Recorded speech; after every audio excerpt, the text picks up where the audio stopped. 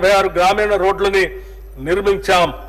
275 కోట్ల వ్యయంతో 51,216 పిల్ల కాలువలు మరియు ఇతర కాలువల పూడికతీత పనుల్ని పూర్తి చేశాం.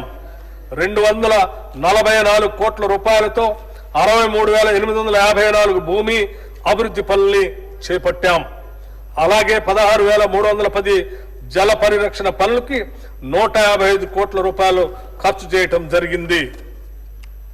మన దేశ తొలి మహిళా ప్రధాని ఇందిరాగాంధీ, తొలి మహిళా రాష్ట్రపతి ప్రతిభా పాటిల్ మరియు లోక్సభ తొలి మహిళా స్పీకర్ మీరా కుమార్ వంటి మహిళలు ఎంతో సమర్థవంతంగా పనిచేసి వారి పదవులకే వన్నె తెచ్చారు. మన దేశంలోని ప్రతి మహిళకు కూడా అదే సమర్థత ఉందని మా నమ్మకం. భారతదేశ సుస్థిరతకు కుటుంబ వ్యవస్థే పునాది. అందులో మహిళలదే ప్రముఖ పాత్ర. వారి ఆర్థిక స్వావలంబన, కుటుంబ స్వావలంబనకు దేశాభివృద్ధికి ఎంతో కీలకం. స్త్రీ శక్తే దేశ శక్తి అని విశ్వసించి ఇందిరా మహిళా శక్తి మిషన్ ని ప్రారంభించాం. ఈ మిషన్తో తెలంగాణలో మహిళా సాధికారతకు నూతన శకం ప్రారంభమైంది. ఈ పథకంలో 20,000 కోట్ల రూపాయల రుణాన్ని అందించాలనే లక్ష్యాన్ని పెట్టుకున్నాం. ఈ లక్ష్యాన్ని కూడా అధిగమించి 21,632 కోట్ల రూపాయలు రుణాల్ని స్వయం సహాయక సంఘాలకు అందించాం. దీని ద్వారా 2.25 లక్షల సూక్ష్మ పరిశ్రమలు స్థాపించబడి మహిళలకు పెద్ద ఎత్తున ఉద్యోగ అవకాశాలు లభించాయి. ఇంతే కాకుండా 214 ఇందిరా మహిళా శక్తి క్యాంటీన్లు కూడా ప్రారంభించాం. 22 ఇందిరా మహిళా శక్తి భవనాలు ఏర్పాటు చేయడానికి ప్రభుత్వం 110 కోట్ల రూపాయలని కేటాయించింది. ఇవి స్వయం సహాయక సంఘాలకు వ్యాపార కేంద్రాలుగా పనిచేస్తూ మహిళలు తమ వ్యాపారాలని విస్తరించుకునేందుకు కీలక భూమిక పోషిస్తాయి. స్వయం సహాయక సంఘాలకు పాఠశాల విద్యార్థుల యూనిఫామ్లు కుట్టే బాధ్యతను కూడా ప్రభుత్వం అప్పగించింది. యూనిఫామ్ కుట్టు ఛార్జీలను జతకు 75 రూపాయలకు పెంచడం జరిగింది.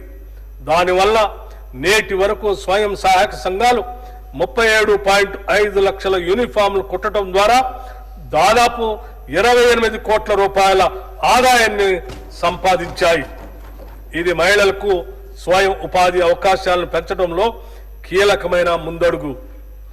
అమ్మ ఆదర్శ పాఠశాల కార్యక్రమం ద్వారా 23,701 మౌలిక సదుపాయాల ప్రాజెక్టులు 634 కోట్ల రూపాయల వ్యయంతో స్వయం సహాయక సంఘాలకు అప్పగించబడ్డాయి.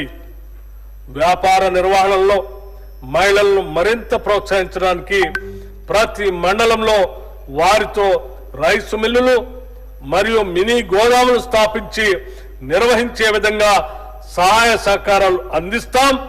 ఐకేపీ కేంద్రాల్లో కొన్న ధాన్యాన్ని కూడా ఆ మిల్లుల్లో మిల్లింగ్ చేయించి ఎఫ్సిఐకి సరఫరా చేసే బాధ్యత మహిళా స్వయం సహాయక సంఘాలకి అప్పగిస్తాం.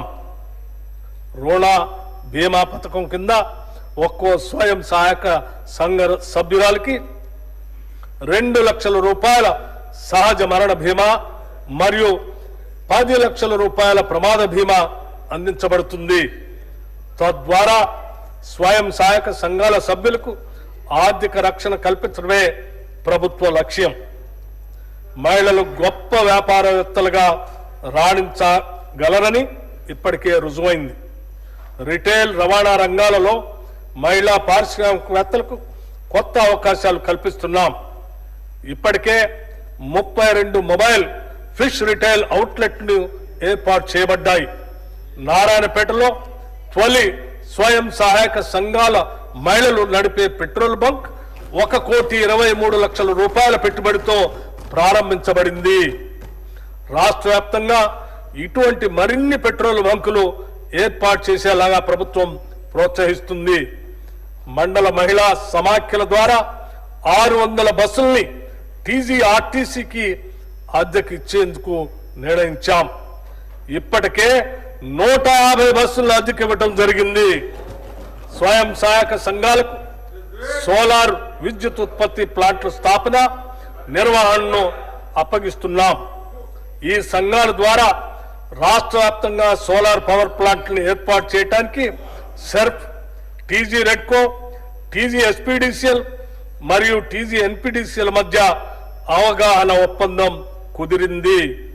ఈ ప్రాజెక్టు ద్వారా 1000 మెగావాట్ల సోలార్ విద్యుత్ ఉత్పత్తి అవ్వటమే కాకుండా మహిళలకు జీవనోపాధి లభిస్తుంది. 1 కోటి మంది మహిళలకు ఇందిరా మహిళా శక్తి మిషన్ పథకం ద్వారా 1,00,000 కోట్ల రూపాయల వడ్డీ లేని రుణాల్ని అందిస్తాం.